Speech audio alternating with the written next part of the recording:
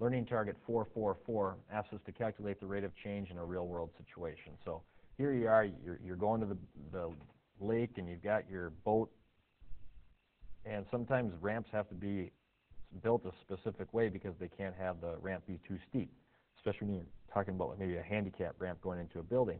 So find the slope of this boat ramp. Well, it doesn't matter if you're talking about 2 points or you're looking at a graph. Slope is rise over run. So if I look from left to right, and I say, well, how much do I rise from the bottom to the top? Well, I rise 4 feet. How much do I run? Well, I run 28 feet. Now, if I simplify that, I get 1/7. Some people left their answer as that.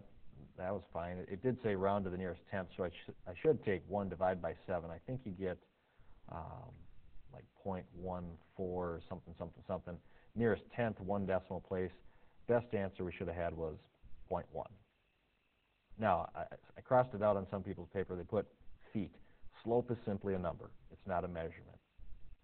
So literally, when you talk about 4 feet over 28 feet, these labels actually cancel out.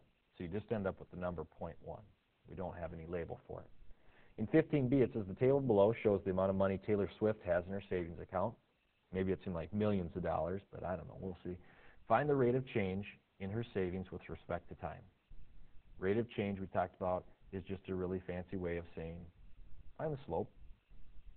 Or in a real-world situation, slope is the same as unit rate. How much is it changing every time? How much is she making per month, basically? Now, you can pick any 2 points. It doesn't matter which 2 you pick. Maybe I'll use 320 and 880. How much does her savings account rise? Well, it rises 80 minus 20. What's the run? 8 minus 3. So she saved $60 in 5 months. Well, if you take 60 divided by 5, you're looking at $12 per month. If we just had 12, that's not the best answer because you say, well, 12 what? 12 donuts?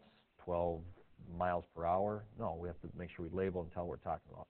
$12 per month in this particular case. You could have used other points. You could have said, well, hey, from 20 to 44, she went up $24, and that was in 2 months. Well, $24 in 2 months is the same as $12 per month.